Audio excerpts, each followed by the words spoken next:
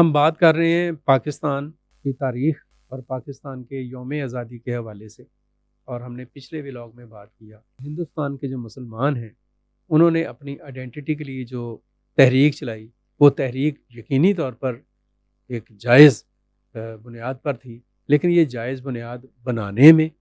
ہندو انتہا پسندوں نے ایک اہم کردار۔ اب میں ذرا تھوڑا سا آگے بڑھ کر آپ سے بات کرنا چاہ رہا ہوں۔ 14 اگست 1947 کو پاکستان جب بن گیا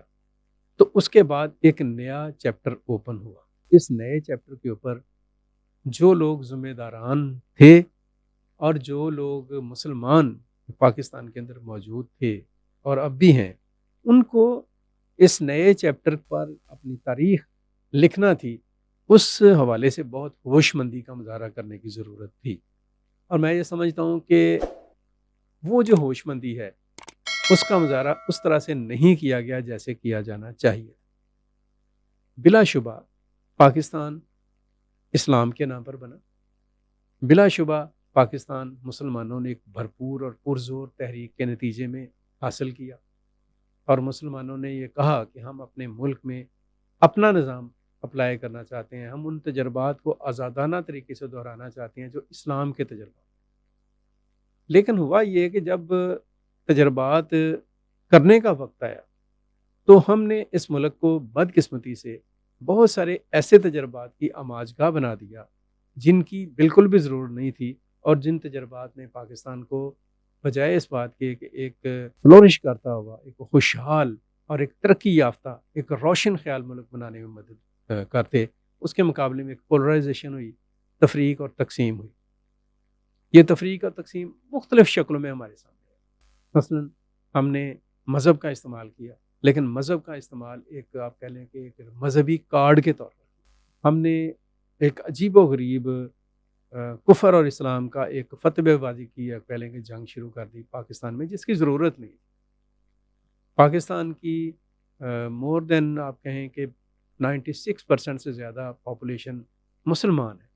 مسلمان تھی جب آزاد ہوا، اب بھی ہے۔ تو اتنی بڑی پاپولیشن کو اپنا جو رویہ ہے اس کو بہت ہی زیادہ رواداری پر رکھنا چاہیے۔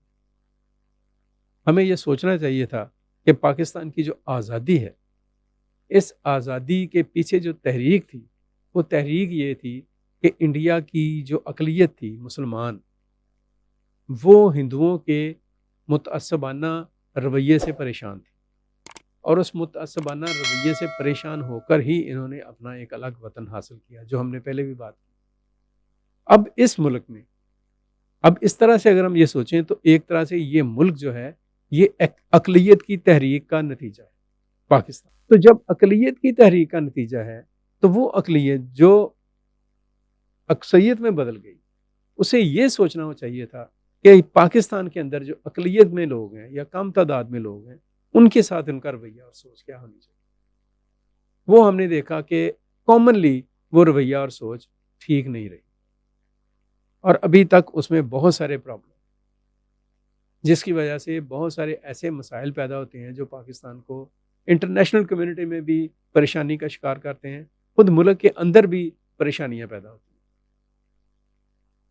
اور ان چیزوں کے اوپر جو پاکستان کے اہل فکر ہیں ان کو بہت گہرائی کے ساتھ غور کرنے کی ضرورت، سوچنے کی ضرورت کہ ہم مذہبی بنیادوں پر کس قسم کے رویے کا شکار ہیں، اور کس قسم کے رویے جو ان سے ہیں ان کو ہم اختیار کر رہے ہیں۔ مذہب کے میں ہم جس طرح سے وہ توہین کی بات کر دیتے ہیں، جس طرح سے اس کا استعمال کرتے ہیں بعض اوقات اپنے ذاتی مقاصد کے لیے، ذاتی انتقام کے لیے، ذاتی نفرت اور غصے کے لیے، وہ اس کا استعمال ہوگا،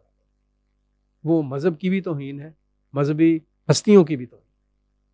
ہمیں اس کے اوپر بہت ہی سنجیدگی سے، بہت ہی تدبر اور بہت ہی ایک بردباری کے ساتھ غور کرنے کی ضرورت ہے۔